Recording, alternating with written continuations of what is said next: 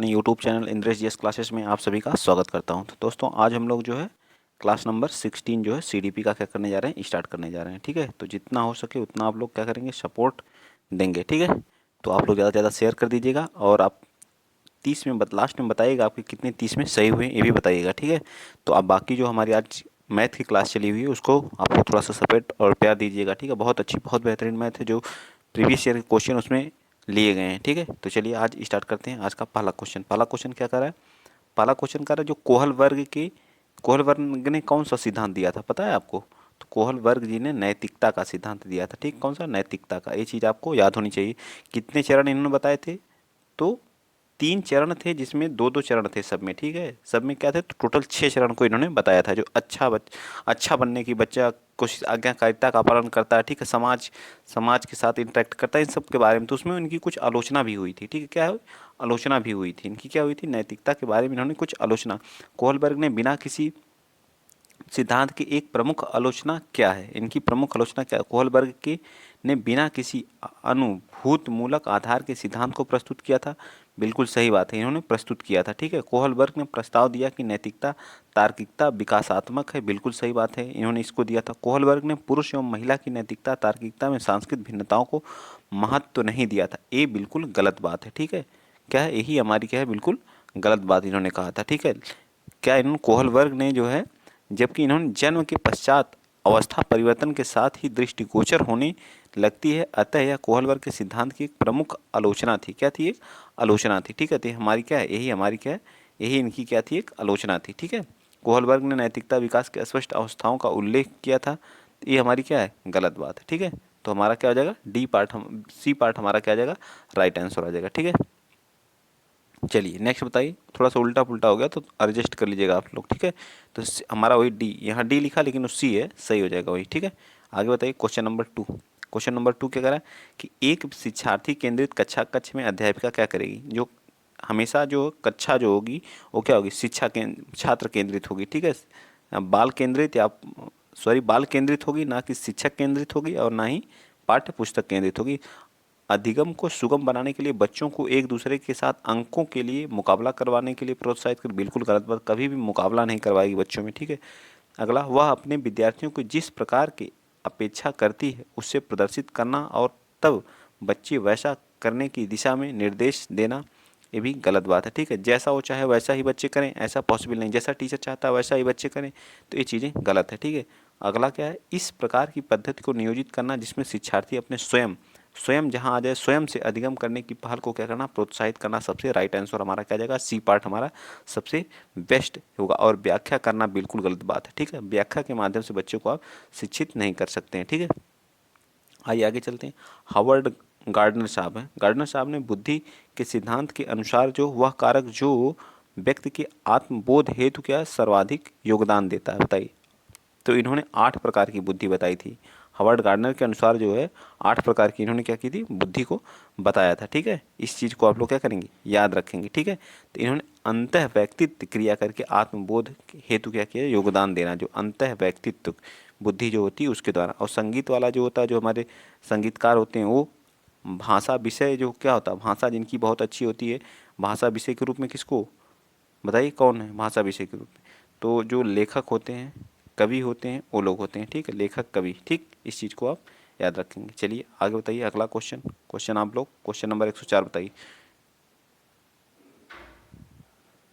बताइए question number 104 क्या कह रहा है, सॉरी 4। ठीक, वाइगोत्स्की तथा पियाजे के परिप्रेक्ष्य में एक प्रमुख भिन्नता है वाइगोत्स्की और पियाजे की। तो जो व्यवहारिक सिद्धांत है, क्या है बताइए, व्यवहारिक सिद्धांत। एक मिनट, हम इसके बारे में बता देते हैं आपको। ठीक है, इस क्वेश्चन के बारे में। ठीक, थोड़ा सा लोग कंफ्यूज हो रहे हैं तो बता देते हैं।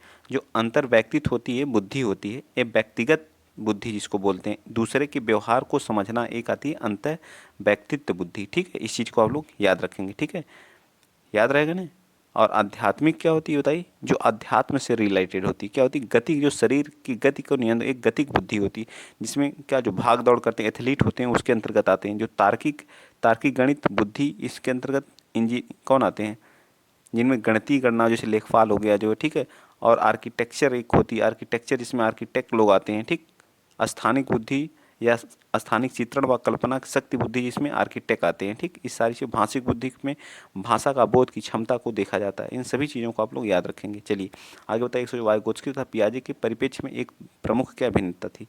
तो जो है भाषा एवं चिंतन के बारे में क्या था, उनके दृष्टिकोण अलग अलग थे। ठीक है, तो इन्होंने क्या बताया था, पियाजे जी ने पहले कहा कि पहले विचार आया तब भाषा आई। ठीक है, पहले विचार तब भाषा। ठीक है, अब वाइगोत्स्की साहब कहें कि पहले भाषा उसके बाद क्या है, चिंतन वही चिंतन। ठीक है, पहले भाषा उसके बाद चिंतन। ये कहें कि पहले चिंतन उसके बाद भाषा। ठीक है, ये इनके क्या थी, भिन्नताएं। ठीक, तो सी पार्ट हमारा क्या आ जाएगा, राइट आ जाएगा। ठीक है, चलिए नेक्स्ट बताएंगे, क्वेश्चन नंबर 105 बताइए। क्वेश्चन नंबर 105 क्या करा, निम्नलिखित कथनों में से कौन सा वाइगोत्स्की द्वारा जो प्रस्तावित विकास तथा अधिगम के बीच संबंध का सर्वश्रेष्ठ रूप में सार प्रस्तुत करता है, बताइए। 5वें नंबर का, तो 5वें नंबर का हमारा कौन है, विकास अधिगम से स्वाधीन है क्या, सर्वश्रेष्ठ तो सही है लेकिन उतना सटीक नहीं है। ठीक, तो ये भी गलत हो जाएगा। विकास प्रक्रिया अधिगम प्रक्रिया से क्या रहती है, पीछे रह जाती है, ये भी गलत बात है। विकास अधिगम का क्या होता है, समानार्थक होता है। ये वाला हमारा विकास प्रक्रिया जो अधिगम प्रक्रिया से पीछे रह जाती है, सीखने की प्रक्रिया से क्या रह जाती है, पीछे रह जाती है। ठीक, क्या रहती है, अंतर्निहित प्रतिभा जो, जबकि लड़के जो आक्रामक खेलों में क्या बेहतर प्रदर्शन की आनुवंशिक रूप से क्या तो तैयार होते हैं। तो हमारा क्या आ जाएगा, बी पार्ट हमारा सबसे सटीक आंसर होगा। ठीक है, आइए चलते हैं नेक्स्ट, क्वेश्चन नंबर 6 बताइए।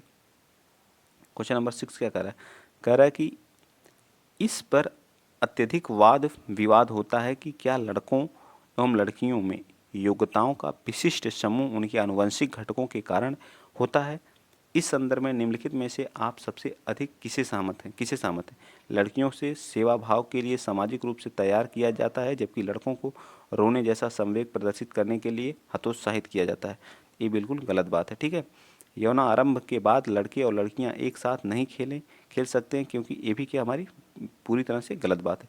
सभी लड़कियों में कला विषयों के लिए अंतर्निहित प्रतिभा होती है, जबकि लड़कों को आक्रामक खेल के बेहतर प्रदर्शन के लिए आनुवंशिक रूप से तैयार किया जाता है। तो ये हमारा क्या है, राइट है। ठीक है, ये हमारा क्या है, ये हमारा कथन क्या है, इससे हम क्या है, सहमत हैं। ठीक, तो सी पार्ट हमारा क्या जाएगा, राइट आ जाएगा। नेक्स्ट बताएंगे, क्वेश्चन नंबर 7 बताइए। क्वेश्चन नंबर 7 क्या कर रहा है, एक अध्यापिका है, यह सुनिश्चित करना चाहती है कि उसके जो विद्यार्थी हैं आंतरिक रूप से प्रेरित हैं, यानी मोटिवेट हैं। तो क्या इससे क्या संदर्भित होता है, सभी बच्चों के लिए उपलब्ध एक समान मानकों में उल्लिखित करना। जहाँ मानक शब्द रहेगा वो हमारा क्या हो जाएगा, गलत हो जाएगा। अंतिम परिणाम पर ध्यान देने के बजाय व्यक्तिगत रूप से बच्चों की अधिगम प्रक्रिया पर क्या करना, ध्यान देना सबसे सटीक आंसर। तो हमारा क्या आ जाएगा, अंतिम परिणाम के बजाय जो व्यक्तिगत रूप से बच्चों को, तो पुरस्कार वाला वैसे ही गलत हो जाएगा। अधिगम प्रक्रिया को योजना बनाने के लिए चिंतन को प्रोत्साहन करना, ये भी हमारी गलत है। ठीक है, चलिए आइए चलते हैं नेक्स्ट। जो लोग पहली बार चैनल पर प्लीज़ विजिट कर रहे हैं तो प्लीज़ चैनल को शेयर कर दीजिएगा, सब्सक्राइब कर लीजिएगा। ठीक है, थोड़ा सपोर्ट करिए। ठीक, इसी तरह से आप लोगों को पर डे 2 वीडियो देखने को मिलती हैं, तो आप लोग 2 वीडियो पे बहुत ज़्यादा फोकस किया करिए। जो सब प्रीवियस ईयर हैं, जितना, अगर जो लोग इस समय थियरी पढ़ रहे हैं तो समझिए बेवकूफ़ी कर रहे हैं। ठीक है, जितना प्रीवियस ईयर है 2011 से 2021 तक जितने भी हुए हैं, चाहे ऑनलाइन चाहे ऑफलाइन, सभी मैं करा दिया हूँ। टोटल 71 वीडियो हैं। उन्हीं वीडियो, बहुत लंबी वीडियो 10 से 20 मिनट आप 2 की स्पीड में करके सारी वीडियो देख डालिए। और अभी से जो लोग कुछ भी नहीं पढ़े हैं वो तो पास हो जाएंगे, और जो लोग पढ़े हैं उनका अच्छा रिवीजन हो जाएगा। 120 130 से कोई प्लस में रोक नहीं सकता है, सिर्फ वीडियो मेरी देखने से। ठीक है, चलिए स्टार्ट करते हैं। अगला क्वेश्चन, क्वेश्चन नंबर कौन सा है, 8th का, कक्षा परीक्षणों में अच्छा प्रदर्शन करने में एक बच्चे की असफलता में हमें इस विश्वास की तरफ ले जाती है कि, किस तरफ ले जाती है, कि आकलन वस्तुनिष्ठ और असफलता को स्पष्ट रूप से पहचानने के लिए इसका प्रयोग किया जाना चाहिए। गलत बात है। ठीक है, पाठ्यक्रम शिक्षण पद्धति तथा आकलन प्रक्रिया पर विचार करने की आवश्यकता होती है। बिल्कुल सही बात है। ठीक, अच्छा प्रदर्शन कर लेंगे उसके पाठ्यक्रम पद्धति पे ही आप, और उसके आकलन प्रक्रिया पर क्या करेंगे, विचार करेंगे। कुछ बच्चों को उत्तीर्ण होना अनुत्तीर्ण ही है, ये तो गलत बात है। ही जहाँ आएगा वो निगेटिव होता है। ठीक है, ये भी चीज़, ही केवल हो गया, ये सब निगेटिव होते हैं। ठीक है, बच्चे कुछ निश्चित, कुछ की बात कर दिया, निश्चित क्षमताओं के और कमियों के साथ पैदा होते हैं। ठीक, तो गलत बात है। ठीक, चलिए आगे चलते हैं। नेक्स्ट कौन सा है, क्वेश्चन नंबर 9 बताइए क्या कह रहा है। कह रहा है कि अपनी कक्षा में कुछ बच्चे जो गलतियां करते हैं, इन परिस्थिति का आपके विश्लेषण के अनुसार इनमें से कौन सा कथन सर्वाधिक उपयुक्त है, बताइए। कौन सा कथन जो है सर्वाधिक उपयुक्त है, जल्दी बताइए। 9th का, तो 9th का कौन सा पार्ट हमारा राइट हो जाएगा, बताइए। तो 9th का हमारा जो है, बच्चों में बुद्धि स्तर निम्न होती है, गलत बात है। ठीक है, कैसे आप कह देंगे कि हाँ बच्चे में बुद्धि स्तर निम्न होती है? बच्चों में अध्ययन में रुचि नहीं है और वे क्या अनुशासनहीनता उत्पन्न करना चाहते हैं। तो सर्वाधिक उपयुक्त कथन कौन सा? आपकी कक्षा में कुछ बच्चे जो गलतियां करते हैं, इन परिस्थिति में आप विश्लेषण के अनुसार कथन में कौन सा सर्व? तो बच्चे अध्ययन में रुचि नहीं लेते हैं और क्या अनुशासनहीनता क्या करते हैं? उत्पन्न करते हैं। ये हमारा क्या हो जाएगा? सबसे सटीक होगा। प्रोन्नत नहीं करना था, ये गलत बात है। बच्चों में अभी तक संकल्पनात्मक स्पष्टता प्राप्त नहीं है तथा आपको अपनी शिक्षण विधि पर चिंतन करने की आवश्यकता है, ये तो गलत बात है। ठीक, ये भी गलत बात है। तो हमारा बी पार्ट राइट होगा। सामाजिकरण एक प्रक्रिया है। सामाजिकरण क्या है? मूल विश्वासों तथा अपेक्षाओं को अर्जित करने या एक समाज की सांस्कृतिक आलोचनाओं को सीखने क्या है? तो ये पार्ट हमारा क्या हो जाएगा? मूल जो सामाजिकरण है, मूल विश्वासों तथा अपेक्षाओं को अर्जित करने की ये क्या है? प्रक्रिया है। सांस्कृतिक ये क्या होता है? जिसके द्वारा जो हम क्या करते हैं, सांस्कृतिक एक पीढ़ी से दूसरी पीढ़ी तक हस्तांतरित किया जाता है। ठीक है, जैसे सामाजिकरण क्या होता है? बच्चा समाज में जाकर के सीखता है, समाज से अपनी पुरानी परंपराओं को सीखता है। ठीक है, अर्जित करता है, उनसे अपनी अपेक्षाओं को अर्जित किया जाता है। ठीक है, रीति रिवाज जो गए, जो पुरानी परंपरा हो गई, उन सभी चीज़ों को बच्चा तो एडॉप्ट करता है। ठीक है, चलिए आगे चलते हैं। क्वेश्चन नंबर 11, जैसे पियाजे अनुमोदन करते हैं कि जो पूर्व संक्रियात्मक का क्या मतलब होता है? ठीक है, जब बच्चा 2 से 7 वर्ष का हो जाता है तो इन्होंने 4 अवस्था को बताया था। ठीक है, 0 से 2, ठीक है, संवेदी अवस्था, पेशीय संवेदी अवस्था होती है, दूसरी पूर्व संक्रियात्मक होती है, मूर्त अवस्था होती है, औपचारिक अवस्था होती है। ठीक है, इन्होंने बताया था। तो बच्चे याद रखने में असमर्थ है। निम्नलिखित कारकों में से किसे उन्होंने इस असमर्थता के लिए जिम्मेदार बताया? परिकल्पित निगमनात्मक तार्किकता की अयोग्यता, व्यक्तिगत कल्पित विचार की मतलब पलट ना सकें, जैसे मतलब बच्चा पलट ना सके का मतलब क्या? अनुक्रमणिता। बच्चे को आप घर से स्कूल छोड़ दिए जो, तो बच्चा वापस नहीं आ पाता है। ठीक है, बच्चा वापस नहीं आ पाता, इसे कहते हैं विचार की अनुक्रमणीयता। ठीक है, कहते हैं विचार की अनुक्रमणीयता। ठीक है, और उच्च स्तर की अमूर्त तार्किकता की कमी। बच्चा जैसे उसके सामने कोई प्रत्यक्ष वस्तु नहीं, उसके बारे में सोचना है, तो ये कमी जो है, यह कमी जो किस में होती है? उसको जो है, जब बच्चा 7 से 11 वर्ष की अवस्था में हो जाता है, तब वह पलटावी के गुण में भी दिक्कत होती है, और तो वह परिकल्पित निगमनात्मक तर्क की अयोग्यता होती है। तो ये पार्ट हमारा जब वो 2 से 7 वर्ष का होता है, तब उसको ये वाली प्रॉब्लम होती है। ठीक है, चलिए आगे बताइए। नेक्स्ट क्वेश्चन आप बताएंगे, क्वेश्चन नंबर 12। बताइए क्वेश्चन नंबर 12 क्या करें?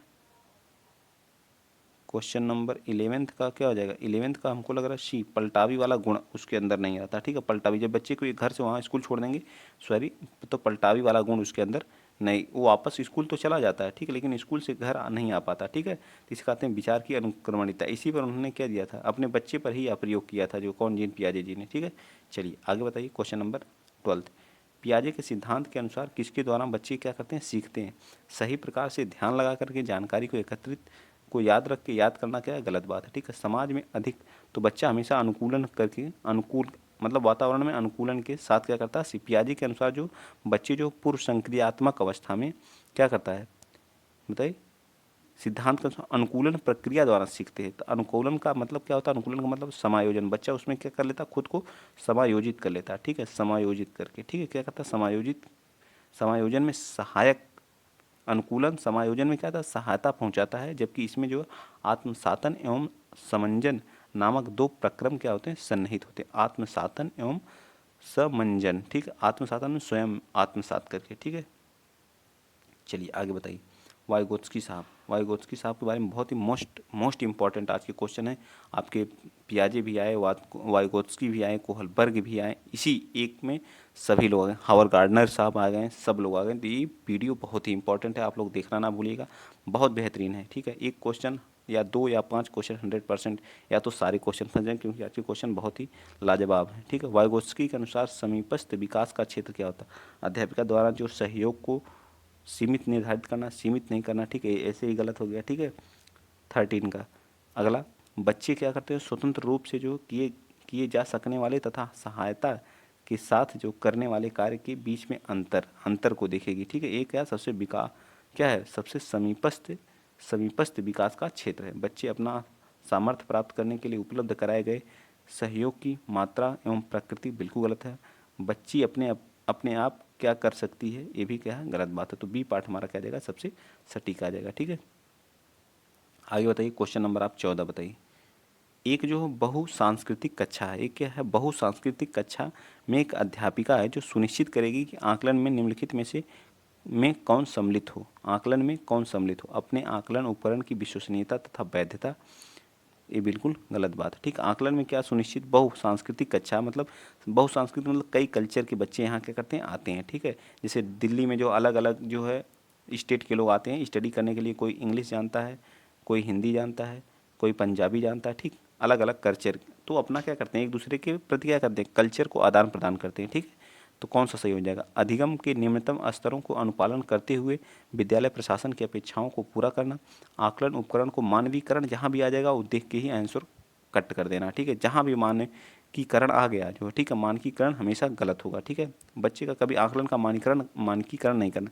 अपने विद्यार्थी को सामाजिक और सांस्कृतिक पृष्ठभूमि, इन्होंने क्या बताया था, तो हमेशा जो है अपनी सामाजिक और सांस्कृतिक पृष्ठभूमि से विद्यार्थी क्या करता है, सीखता है, ठीक है, आकलन करता है, ठीक। चलिए आगे चलते हैं। नेक्स्ट अगला क्वेश्चन, क्वेश्चन नंबर 15 बताइए।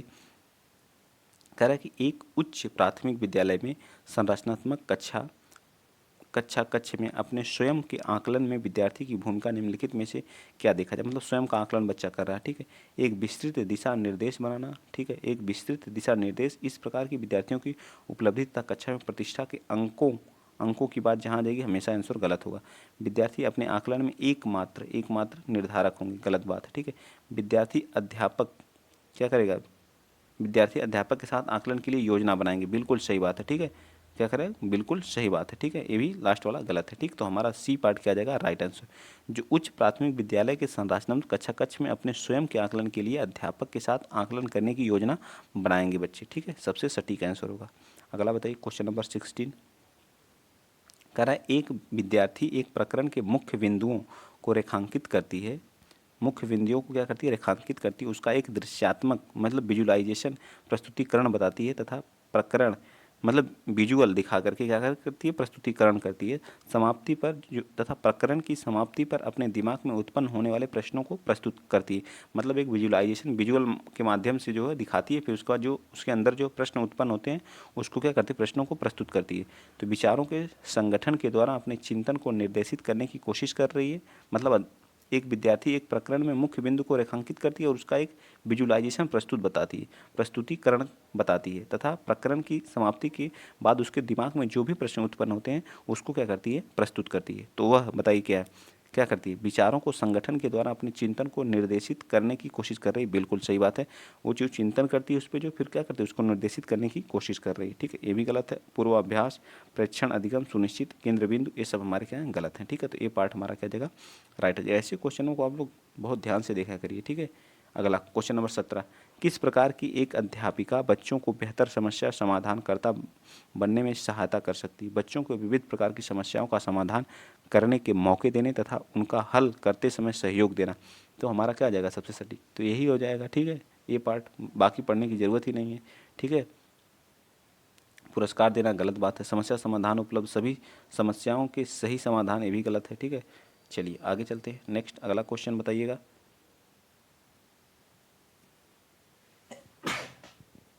चलिए आगे बताइए, सॉरी, ठीक है, बताइए आगे। आगे कह रहा है कि क्वेश्चन नंबर कौन सा, 18 का। कह रहा है निम्नलिखित कथनों में से आप किसे सहमत है, मतलब किससे सहमत है।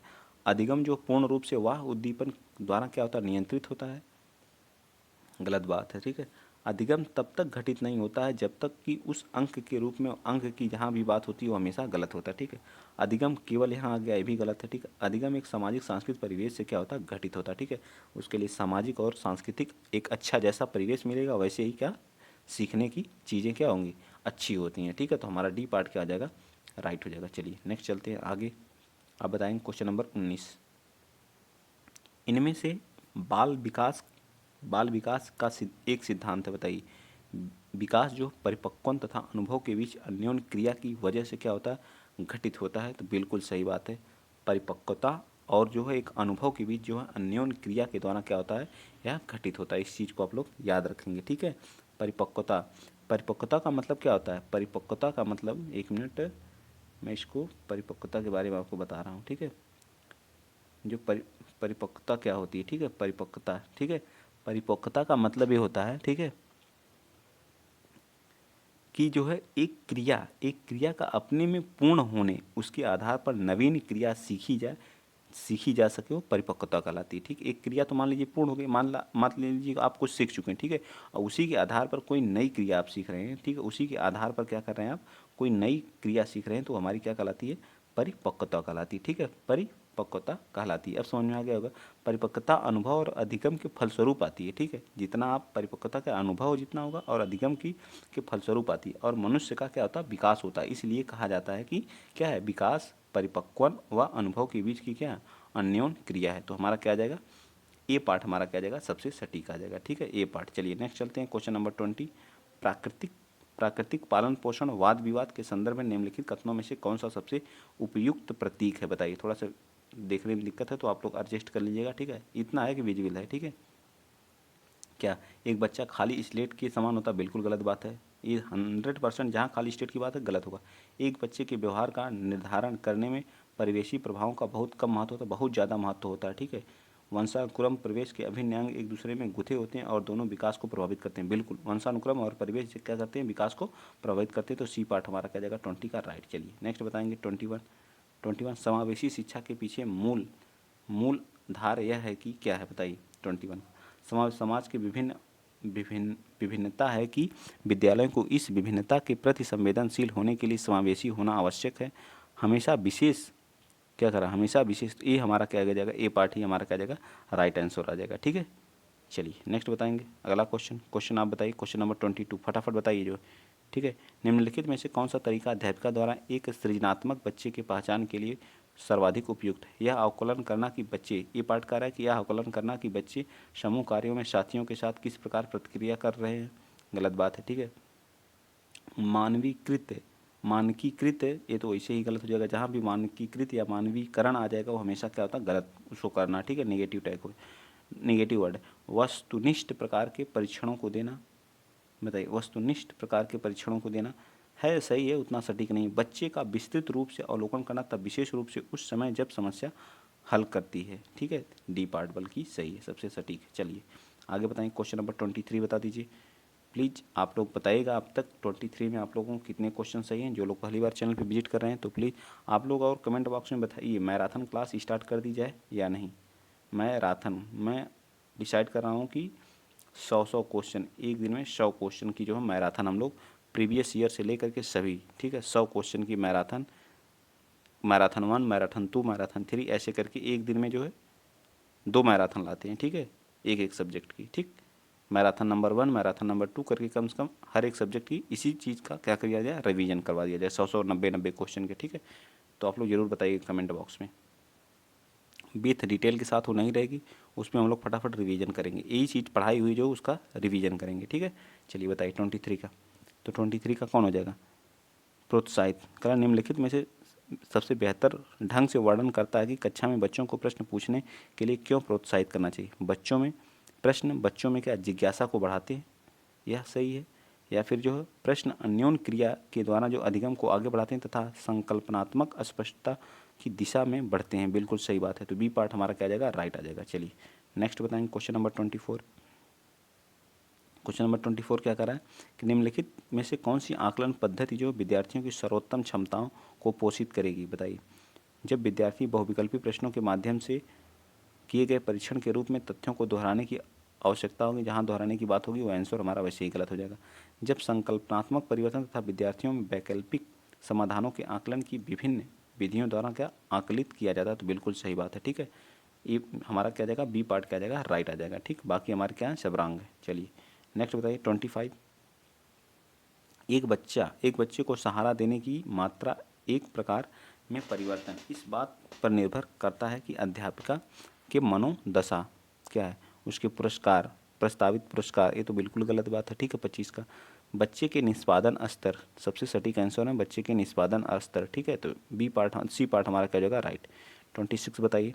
बहुत ही अच्छे आज के क्वेश्चन है, एक अच्छे लेवल के क्वेश्चन है जो पूछे जाते हैं। ठीक है, एक अध्यापिका जो समाज के वंचित वर्गों में आए बच्चों की आवश्यकताओं के प्रतिभाशाली तरीके से प्रतिक्रिया निम्नलिखित द्वारा कर सकती है, बताइए। 26 कैसे, अन्य बच्चों को वंचित वर्ग के आए बच्चों के साथ सहयोग करने के लिए कहना तथा विद्यालय के तरीकों को सीखने में उनकी सहायता करने के लिए कहना। अति प्रभावशाली तरीके से प्रतिक्रिया। विद्यालय में व्यवस्था तथा स्वयं के उन तौर तरीकों के बारे में विचार करना जिससे पक्षपात एवं रूढ़िवादिता को झलकती हो। ठीक है, तो हमारा क्या आ जाएगा, बी पार्ट हमारा क्या आ जाएगा, राइट आंसर आ जाएगा। ठीक है, बी पार्ट क्या आ जाएगा 26 का राइट। ठीक, नेक्स्ट बताइए, क्वेश्चन नंबर 27 बता दीजिए। अनुसंधान से पता चलता है कि विद्यालय में अनेक स्तरों पर विभेदीकरण पाया जाता है। उच्च प्राथमिक स्तर पर इनमें कौन सा जो विभेदीकरण का एक उदाहरण नहीं। बहुत से अध्यापक पढ़ाने के लिए केवल व्याख्या विधि का प्रयोग करते हैं। 27 का ए ही हमारा क्या आ जाएगा, राइट आ जाएगा। ठीक है, नेगेटिव का हमेशा नेगेटिव आंसर हो जाएगा। केवल और व्याख्या विधि हमारा क्या होती है, नेगेटिव टैग होता है, तो ज़्यादा दूर जाने की जरूरत ही नहीं है। ठीक, चलिए आगे बताइए, क्वेश्चन नंबर 28। इनमें से कौन सी अधिगम अशक्तता वाले बच्चे की एक विशेषता है, बताइए 28 का। तो क्या है, धारा प्रवाह के रूप से जो है पढ़ने तथा शब्दों को पलट कर जाने में कठिनाई जब होती है तो उसे दिक्कत होती है। जिसे सा को पढ़ने में उसे क्या होती, वाज को सा पढ़ता है। ठीक है, वाज को क्या पढ़ता है, सा पढ़ता है। ये सब चीज़ें उसको पढ़ने में क्या होती है, दिक्कत होती है। ठीक है, जिसे एस ए को ए एस पढ़ता, एज पढ़ता है। ठीक है, ये सब दिक्कत होती है। ठीक, तो क्या धारा प्रवाह में उसको क्या होती है, दिक्कत होती है। चलिए नेक्स्ट बताइए। उच्च प्राथमिक विद्यालय की गणित अध्यापिका के रूप में विश्वास करती है। गणित अध्यापिका के रूप में विश्वास करती है कि विद्यार्थियों की गलतियों उनके चिंतन में अंतर्दृष्टि उपलब्ध कराती है। उच्च प्राथमिक विद्यालय के सभी बच्चों में गणित पढ़ने की योग्यता नहीं होती है, तो वैसे ही गलत हो गया। ठीक है, लड़के गणित को बिना अधिक प्रयास किए सीख जाएंगे क्योंकि यह उनकी जन्मजात विशेषता और उनको जो है लड़कियों के ऊपर अधिक ध्यान देने की आवश्यकता है। ये तो बिल्कुल गलत बात है। ठीक है, सीख वैसे ही गलत हो गया। ठीक है, 29 का। और क्या करा, विद्यार्थी कार्यवाहक ज्ञान को जानने और आवश्यकता को संकल्पनों के आधार पर नहीं समझते, ये भी गलत बात है। तो हमारा ए पार्ट क्या हो जाएगा, राइट हो जाएगा। ठीक, चलिए नेक्स्ट बता दीजिए, आज का लास्ट क्वेश्चन आप लोग। ठीक है, बताइए 30 क्या कह रहा है कि इन कथनों में आप किससे सहमत हैं। इन कथनों में आप किससे सहमत हैं। एक बच्चा अनुत्तीर्ण होता है क्योंकि सरकार विद्यालयों में जो है पर्याप्त प्रौद्योगिकी संसाधन उपलब्ध नहीं कराती है। क्या इसके कारण, बिल्कुल गलत बात है। ठीक है, इसके कारण अगर पर्याप्त संसाधन नहीं होंगे तो आप अनुत्तीर्ण हो जाएंगे, ये तो बात बिल्कुल बकवास है। ठीक है, एक बच्चे की असफलता में वंशानुक्रमण का क्या घटक होता है, कोई नहीं होता। एक बच्चे की असफलता व्यवस्था तथा बच्चे के प्रति प्रतिक्रिया करने की में उसकी असमर्थता का एक क्या है, प्रतिबिंब है। बिल्कुल सही बात है। ठीक, क्या बिल्कुल सही बात है, सी पार्ट। ठीक है, ये भी हमारा डी गलत, तो सी पार्ट हमारा क्या हो जाएगा, राइट। अगर वीडियो आप लोगों को अच्छा लगा तो प्लीज़ वीडियो को शेयर करिएगा, चैनल को सब्सक्राइब करिएगा। आज के लिए इतना ही। जय हिंद, जय भारत। ठीक।